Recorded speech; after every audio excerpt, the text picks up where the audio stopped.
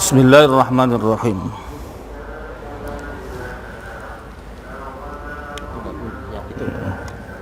Cek.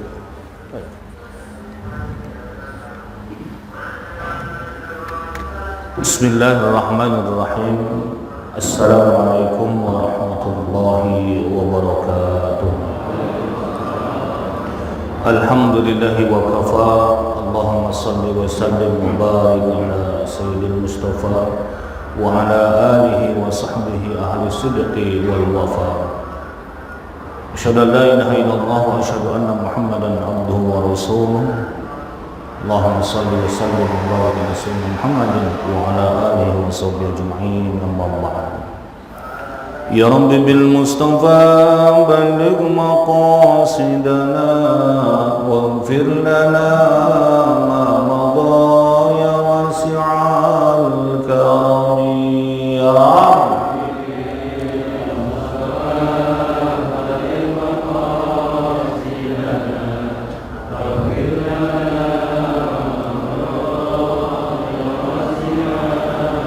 مولاي صل وسلم دائما أبدا على حبيبك خير الخلق كلهم يا ربي.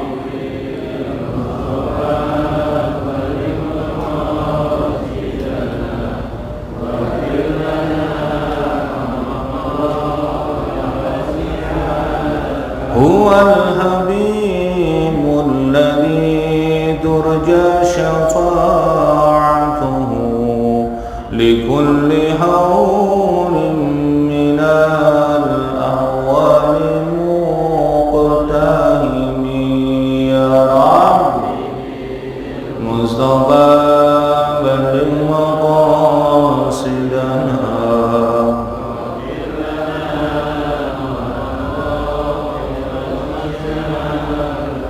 اللهم يسر لنا بشفاعة نبيك الكريم سيد المصطفى محمد صلى الله عليه وسلم ويسر لنا بزيارة قبور حبيبنا وصحابة رسول الله أجمعين آمين يا رب الحمد لله والsyukur ala ni'matillah.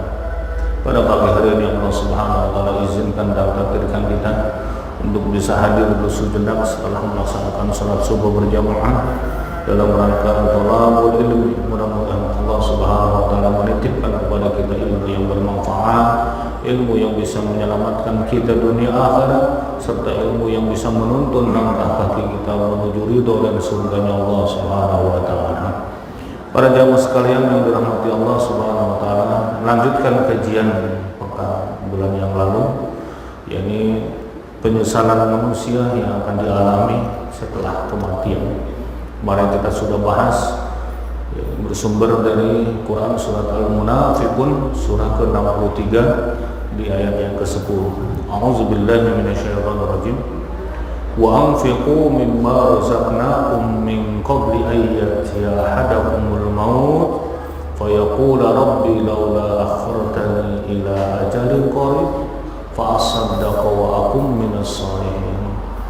Kata Allah, bersegeralah kalian untuk berinfak, bersedekah, karena amalan yang pertama kali akan diperlihatkan oleh Allah sebelum ajal keluar dari tenggorokan kita, ya, meninggalkan alam dunia ini adalah amalan sedekah. Ya. Maka di situ kita akan meminta kepada Allah, laula akhartana. Ya, kalimat laula di sini adalah kalimat di mana halla, artinya seandainya Allah bisa, ya, mengembalikan kesempatan kita untuk ke dunia, ya, maka apa yang akan dilakukan? Fa'asaddaqa, aku akan menyedekahkan apa yang saya punya. Wa akum minas shalihin, dan akan menjaga sholatnya serta berbuat baik. Ikhwan fillah, masih di ayat yang sama, wa akum minas shalihin, dan aku termasuk orang-orang yang soleh, artinya orang-orang yang menjaga sholatnya. Ada sebagian ulama mengatakan wa akum minas sholihin, aku akan menjaga sholatnya, karena zakat sedekah tidak bisa dipisahkan dari sebagaimana dua sisi mata uang yang tidak bisa dipisahkan. Aku akan menjaga sholatnya. Apa sebab? Karena nanti di alam kubur ada satu kisah menarik. Kita akan didatangi oleh amalan kita. Kalau amalannya baik ketika di dunia, maka amalan akan datang dengan wajah yang sangat tampan, yang menebarkan aroma wangi dan membuat orang yang berada di sampingnya betah. Hatta yub'atsu man fil kubur, sampai Allah kemudian membangkitkannya di alam kubur. Tapi sebaliknya, kalau sholatnya tidak dijaga, amalan yang lain pun tidak dijaga, maka amalan itu akan datang menemani kita, menemui kita dalam keadaan muka yang lusuh, pakaian yang kusut, bau, bahkan orang yang dekat dengannya sebentar pun terasa lama. Ketika ditanya, wa anta, siapa engkau? Ana amaluka, ana salatuka, aku amalmu dan aku adalah salatmu ketika di dunia. Disitulah kemudian manusia kita akan menyesal, irji, ya Allah kembalikan fil ardi, aku ke dunia ini, fasali, aku akan menjaga salatnya. Tapi apa yang terjadi? Karena kesempatan tidak pernah datang ya untuk kesekian kalinya. Maka karena itu, ikhwan fillah rahimakumullah, Rasulullah SAW selalu mengingatkan, bahkan maaf, sampai beliau mengkhawatirkan ketika beliau hendak wafat ya, tentang urusan sholat kita. Apa sebab? Karena banyak di antara umatnya yang kelak sholatnya justru akan menghantarkannya kepada penyesalan. Apa sebab? Karena sholatnya banyak yang tidak terjaga, baik secara keilmuan maupun secara pelaksanaan. Oleh karenanya Mu'adz bin Jabal ketika beliau menafsirkan kalimat di dalam Quran surah Al-Kahfi surah ke-18 ayat yang ke-110, faman kana yarju liqa'a rabbih falyamal amalan shalihan wa la yusyrik bi ibadati rabbih ahada. Maka apabila kalian ingin bertemu dengan Allah, mendapatkan ampunan Allah, rahmat Allah, kasih sayang Allah, yarju ayat di mana kata roja, berharap ya akan ampunan Allah, rahmat Allah, bahkan surganya Allah, maka syaratnya kata Allah, fal ya'mal amalan shalihan. Amal ada amalan biasa, ada amalan soleh. Ya, amalan soleh inilah yang akan menghantarkan kita menuju surganya Allah. Tapi kata Mu'adz bin Jabal dalam tafsirnya, al-amalu sholih alladzi fihi arba'atun khisalin. Syarat amal soleh itu ada 4. Ya, syarat amal soleh ada berapa? 4. Kalau hilang salah satu, maka tidak jadi, batal menjadi amal solehnya. Ya, kita juga sering membaca di dalam Quran surat Al-Asr, innal insana wal asr innal insana lafi khusrin illa alladziina amanu wa 'amilus sholihati. Selalu ketika ada kata amalu wa 'amilus sholihat, ya, amal soleh. Nah, jadi ikhwan fillah, dikatakan kata Mu'adz bin Jabal amal soleh kalau syarat 4 ini terpenuhi. Yang pertama, al-amal soleh itu harus didasari dengan niat karena Allah. Ya. Apapun, innamal a'malu binniyat. Ya, setiap pekerjaan harus dibarengi dengan niatnya. Karena ada pekerjaan dunia yang bernilai akhirat, ada pekerjaan akhirat yang bernilai dunia. Semua bergantung kepada niatnya. Ya, maka syarat pertama niat. Sebuah amal, entah itu sedekah, entah itu sholat, entah itu ngaji Quran, entah itu yang lainnya, maka akan bernilai ibadah, bernilai amal soleh kalau didasari dengan niat karena Allah. Ya. Nah, saya pernah mengisahkan ada seorang ahli ibadah ya, saking istiqomahnya sampai masyarakat langit geger dengan keistiqomahan ahli ibadah ini. Ada salah satu malaikat yang meminta izin kepada Allah untuk menguji ya, amalan ahli ibadah ini. Setelah diizinkan oleh Allah, ditemuilah orang ini, kemudian dikatakan, wahai fulan, luar biasa ibadahmu sampai masyarakat langit pun takjub kepadamu. Tapi sayang, kata malaikat ini, ibadahmu ya, tidak akan membuat kamu bisa masuk surga, dan kamu tidak terbebas dari neraka. Ya. Apa yang dikatakan oleh ahli ibadah ini? Wahai fulan, saya ibadah bukan karena saya ingin masuk surga, saya ibadah bukan karena saya ingin terhindar dari neraka, tapi saya ibadah ini semata-mata karena perintah Allah. Kalau saya sudah melaksanakan perintah Allah ini dengan sebaik-baiknya, sesuai dengan keilmuannya, maka terserah Allah. Saya mau dimasukkan ke neraka, hak Allah, mau masuk surga juga menjadi urusannya Allah. Yang penting tugas saya apa? Ibadah. Karena surga dan neraka mah itu hak prerogatifnya Allah. Tidak ada urusan dengan saya. Kewajiban saya, tugas saya adalah ibadah sebaik-baiknya, menjaga agar ibadah ini sesuai dengan keilmuannya. Selebihnya wamruhu ilallah, maka itu menjadi urusannya Allah. Akhirnya malaikat yang luar biasa. Berarti tendensi orang ibadah ini memang semata-mata didasari karena Allah. Wa ma umiru illa liya'budullaha mukhlishina lahuddin. Tidak aku perintahkan ya, umatku beribadah kecuali orang-orang yang ikhlas. Ya.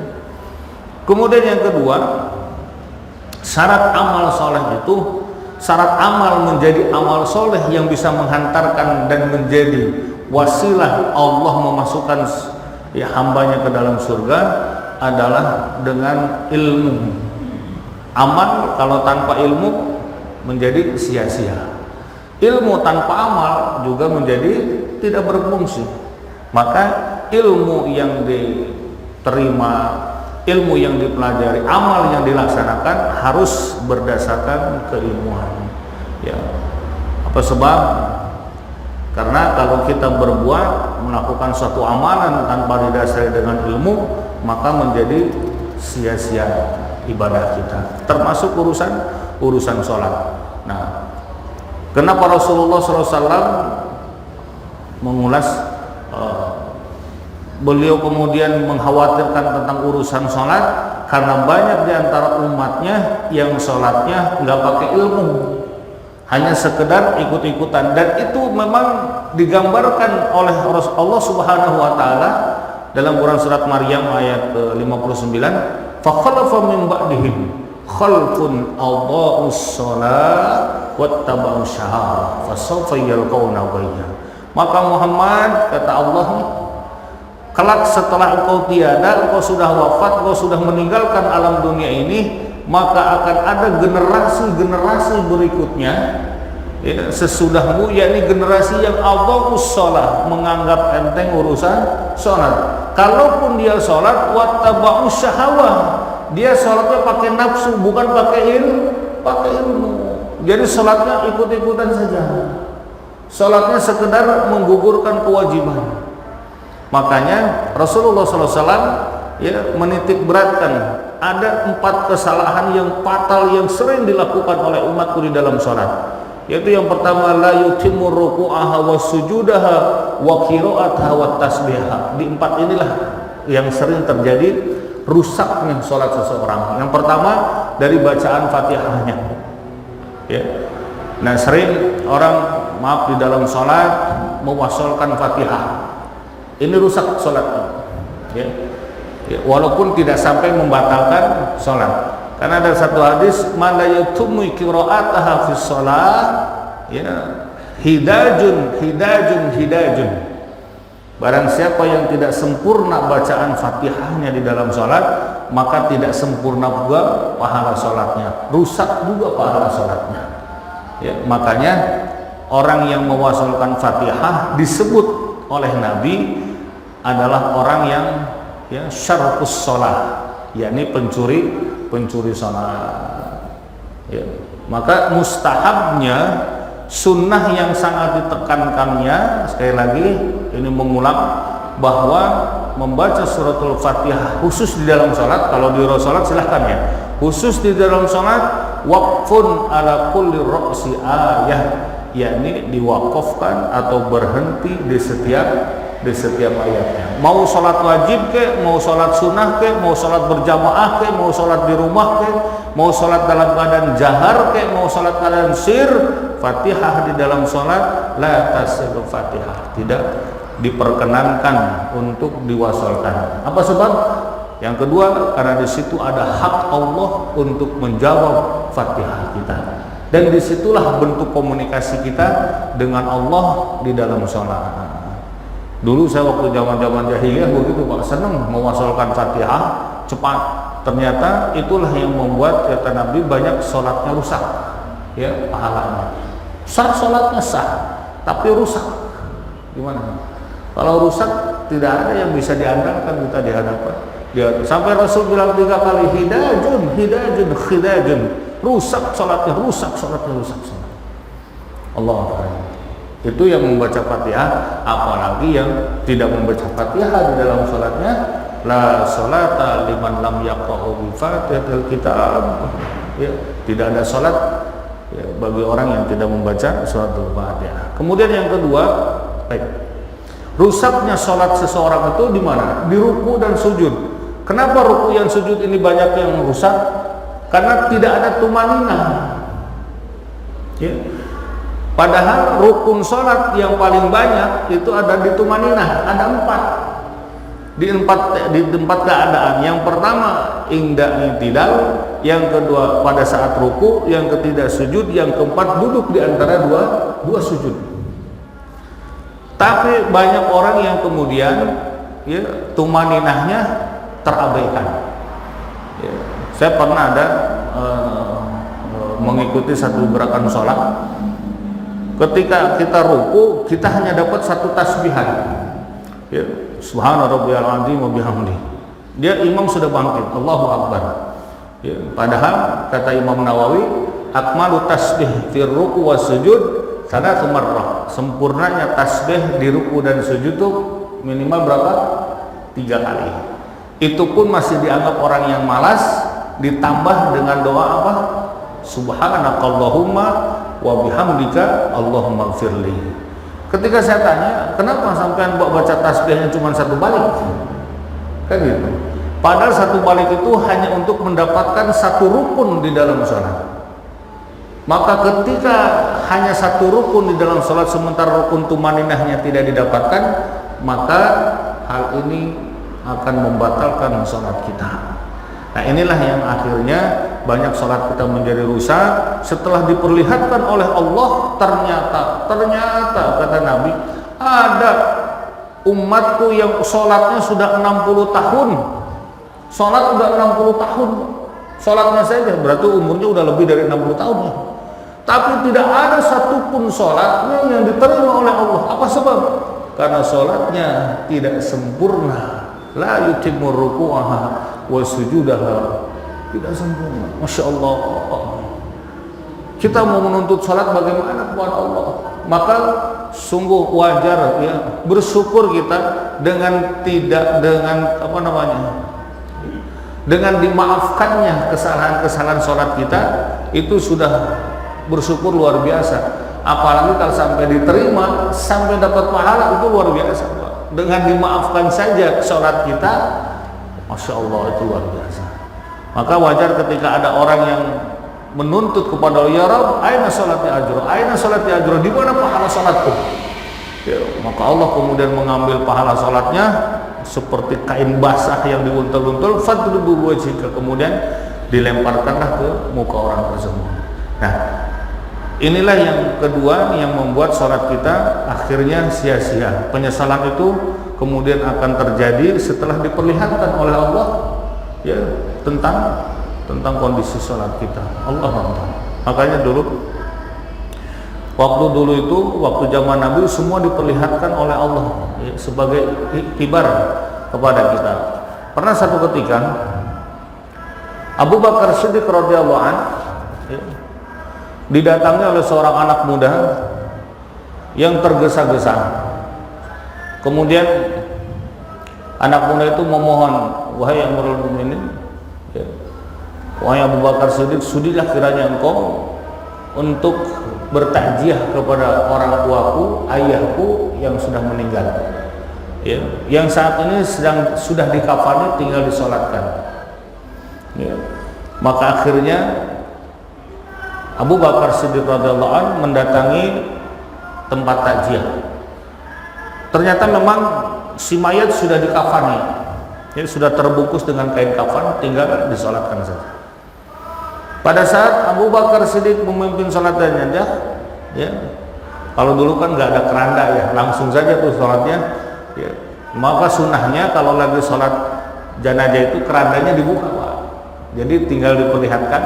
Untuk apa? Jadi iktibar buat kita, pelajaran tuh seakan-akan semuanya ngomong, ente pada ntar bakal kayak gua nih, begitu.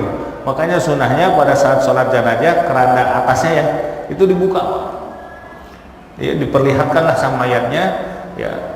Pada saat Abu Bakar, ini kejadian pada saat Abu Bakar Siddiq radhiyallahu sedang menjadi imam, tiba-tiba dari balik kain kafannya ada yang bergerak-gerak. Apa ini? Padahal sudah dimandiin, sudah dibersihkan semuanya. Ya. Kontan spontan sholatnya Abu Bakar bersama sahabat yang lain terhenti. Kenapa? Terfokus ada yang bergerak di balik kain kafan si mayat ini. Kata Abu Bakar, saya sebentar nih, kita sholat berhenti dulu nih. Coba tolong lihat ada apa gerangan, kenapa si mayat ini kok bergerak-gerak di kain kafannya, ada apa? Akhirnya salah seorang sahabatnya membukalah tali kain kafan. Masya Allah, alhamdulillah, apa yang terjadi?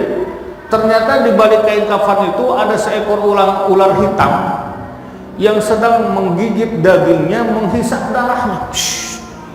Sedang melingkar ya, si mayat ini. Pak, reaksi kita kalau kita melihat ular kira-kira gimana nih? Ya, ada yang lari, ada yang panik, bahkan Abu Bakar saat itu sibuk mencari apa? Pentungan, Pak. Sesuatu yang kira-kira bisa memukul si ular bisa mati, kan begitu ya? Reaksi spontan manusiawi. Nah, ketika Abu Bakar sudah memegang pentungan, hendak dipukulkan kepada ular tersebut, biidznillah dengan izin Allah, sang ular itu berbicara. Ya. Wahai Abu Bakar, kenapa engkau hendak memukulku? Aku tidaklah datang untuk menyiksa si mayat ini kecuali atas perintah Allah. Masya Allah. Ya, ular bisa berbicara dan memberikan informasi kepada Abu Bakar. Tidak aku diutus untuk menggigit, ya, menghisap darah si mayat ini kecuali atas perintah Allah. Kenapa engkau memukulku? Apa salahku? Kemudian urunglah Abu Bakar memukul dan dia bertanya, atas dasar apa Allah mengirimkan engkau untuk menyiksa si mayat ini? Karena 3 hal, kata sang ular. Aku diperintahkan oleh Allah untuk menghukum si mayat ini karena 3 hal. Yang pertama, ini si mayat selama hidupnya sering meninggalkan sholat. Allah, sering meninggalkan sholat. Padahal kita tahu untuk 1 kali saja kita meninggalkan sholat, 1 kali saja, kata Nabi, man taraka sholatan muta'amidan, ya, udhiba alaihi hukuban. Barang siapa yang meninggalkan 1 kali sholat disengaja nih tanpa udur, lain halnya dengan lupa, ada udur dan sebagainya, kan lupanya sholat 2, tidur dan orang yang lupa. Orang yang tidur sama orang yang lupa tidak wajib sholat ya.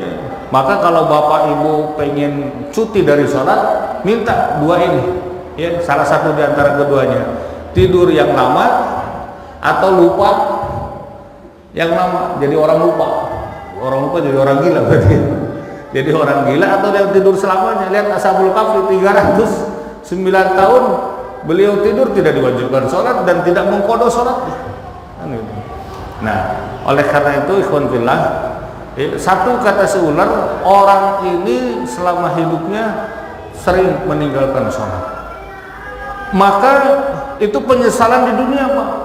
Nanti di akhirat ketika masuk, ya, dimasukkan ke dalam neraka, ya, salah satunya adalah neraka yang akan dihuni oleh orang yang sering meninggalkan sholat itu adalah neraka sakor. Ditanya, masalah kakum fi sakor? Qalu lam nakum minal musallin. Kenapa engkau masuk dalam neraka sakor? Karena selama di dunianya saya sering meninggalkan sholat. Masya Allah, ini penyesalan yang akan dialami oleh kita karena kita sering meninggalkan sholat. Yang kedua, kata sang ular, aku tidak diutus oleh Allah untuk menyiksa si mayat ini kecuali apa? Ini si orang ini selama hidupnya sering tamna'uz zakah, menahan zakat, pelit. Ya, dia pikir rezeki harta adalah miliknya, padahal di sebagian harta itu ada hak orang lain yang harus dikeluarkan. Minimal kalau bahasa usrun, bahasa Quran itu sepersepuluhnya. Maka bahkan Al-Faqih Abolais dalam kitab Tambil Ghafilin mengatakan ketika seseorang meninggal dunia, maka hartanya itu harus dibagi tiga. Ya, sepertiganya itu, ini idealnya Pak, sepertiganya itu dipergunakan untuk apa? Melunasi hutang-hutangnya bila mana dia memiliki hutang, kalau hartanya ada. Kemudian yang kedua, ya, sedekahkan atas nama almarhum yang meninggal. Apa sebab? Jangan sampai terjadi penyesalan. Tadi aku belum bersedekah, aku belum meninggal, maka untuk, ya, mengobati penyesalan si mayat, sepertiga dari hartanya itu maka harus disedekahkan oleh ahli warisnya atas nama almarhum, terserah. Nah, ya. Kemudian yang ketiga, itu sepertiganya lagi adalah untuk hak waris. Tapi sekarang apa yang terjadi? Bukan hanya sepertiga, hak waris malah hampir semuanya.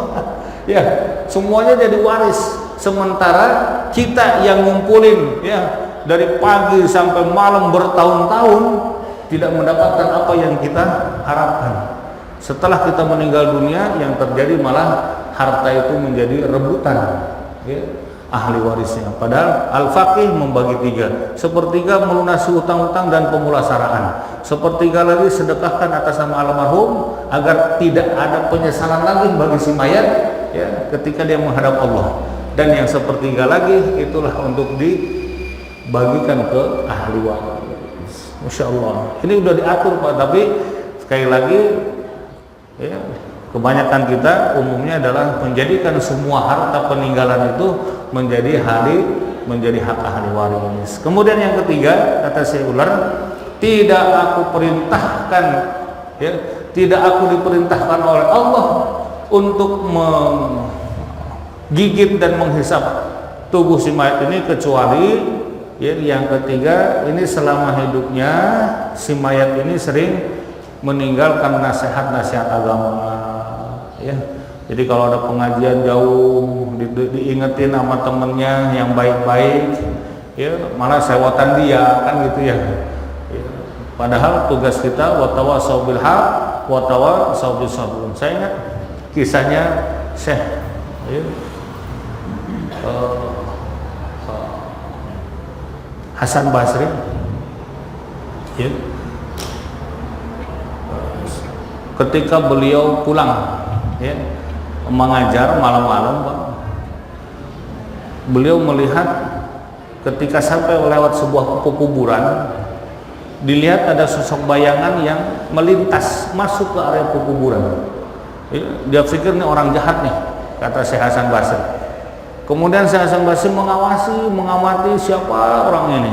Kayaknya kenal, ya, karena gelap, ya, dulu belum ada penerangan. Ternyata setelah diselisih dengan sesama, beliau ini adalah sahabatnya Muna Syekh Al-Azami, Syekh Abraham Al-Azami. Kata Nabi, ada apa dia gerangan malam-malam? Ternyata dia gali kuburan, Pak. Karena kalau kuburan di daerah sana kan nggak kayak di kita nih, dalam-dalam. Kalau sana setengah meter udah jadi. Digalilah sama Syekh Bahram Al-Azami, ya, kuburan itu dengan tongkatnya, Pak. Yang digali bukan kuburan baru, tapi kuburan tua, sudah lama, sudah berpuluh-puluh tahun. Ketika digali, tinggallah yang tersisa tengkoraknya, diambil tuh sama Syekh Bahrom. Ketika diambil, ditumbuk tuh, ditancepin dengan tumbaknya, ya, telinganya, tas.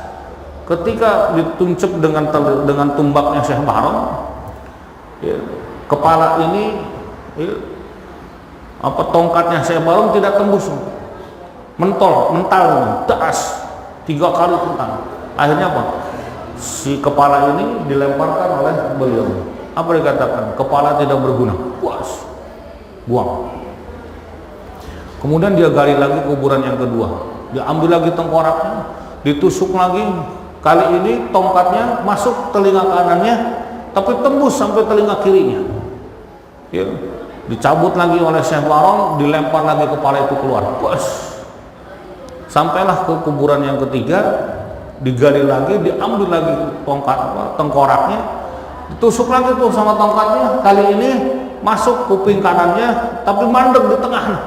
Tongkatnya Syekh Bahrom nggak sampai tembus ke telinga kirinya. Akhirnya dicabut, dicium sama beliau untuk tengkoraknya, kemudian dibenamkan lagi, dikubur lagi. Masya Allah. Itu diperhatikan oleh Syekh Hasan Basri. Ketika itu dia keluar dari kuburan, dicegat tuh Syekh Hasan Basri. Wahai saudaraku Syekh Bahrom, apa yang kau lakukan malam-malam di kuburan? Saya lihat kau menggali 3 kuburan tua, yang kau ambil tengkoraknya, 2 tengkorak itu dilempar, yang satu lagi kau pendamkan. Apa maksudnya?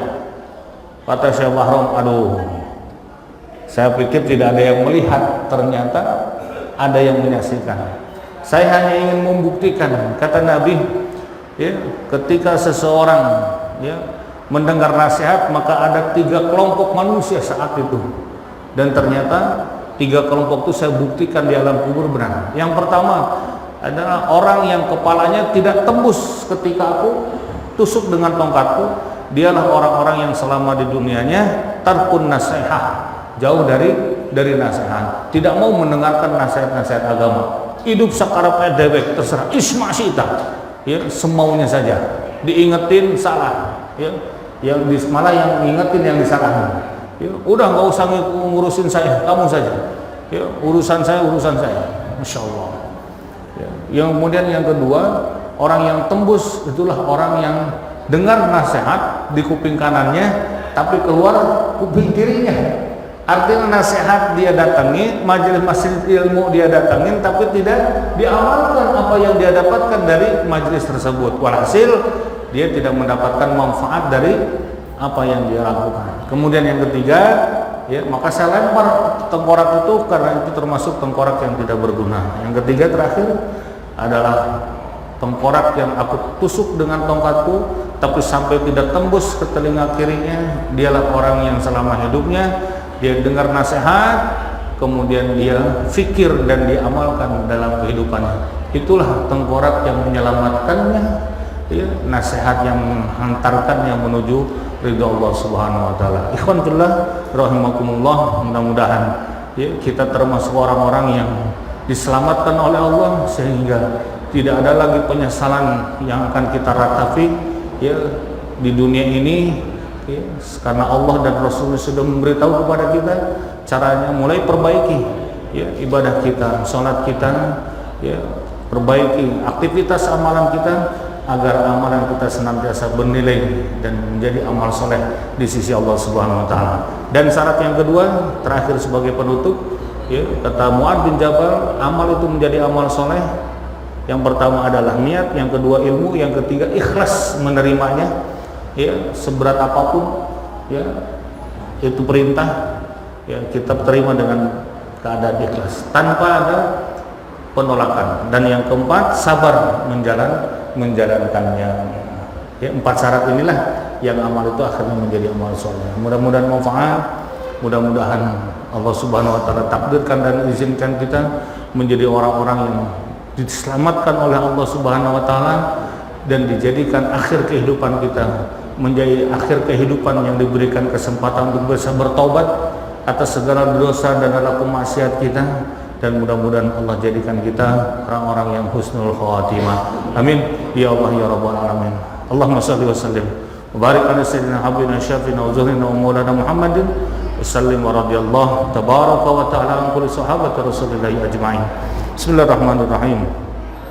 Alhamdulillahi rabbil alamin. Allahumma shalli wa sallim wa barik ala sayyidina Muhammadin wa ala ali sayyidina Muhammad. Allahumma rabbi auzi'na an ashkura ni'mataka allati an'amta alaina wa ala walidayna wa an a'malan salihan taradah waslih lana fi dhurriyyatina inna tubtu ilayka wa inna minal muslimin. Allahumma aslih lana dinana allati huwa ismata amrina waslih lana dunyana allati fiha ma'ashuna waslih akhiratana ilaiha ma'aduna waj'al hayata ziyadatan lana fi kulli khair waj'al mauta rahatan lana min kulli syarr. Allahumma ij'alhum husnul khatimah. Allahumma ij'alhum husnul khatimah. Allahumma ij'alhum husnul khatimah. Rabbana taqabbal minna innaka antas samiul alim wa tub 'alaina innaka antat tawwabur rahim. Rabbana la tuzigh qulubana ba'da idh hadaitana wa hab lana min ladunka rahmah innaka antal wahhab. Rabbana atina fid dunya hasanah wa fil akhirati hasanah wa qina adzaban nar.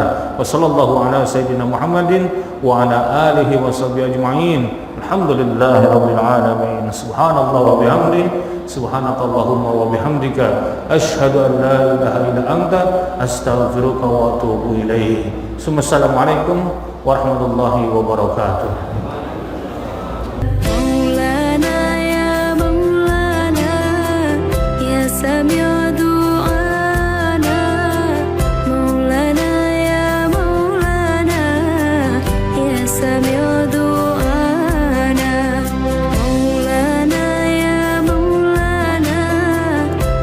Samir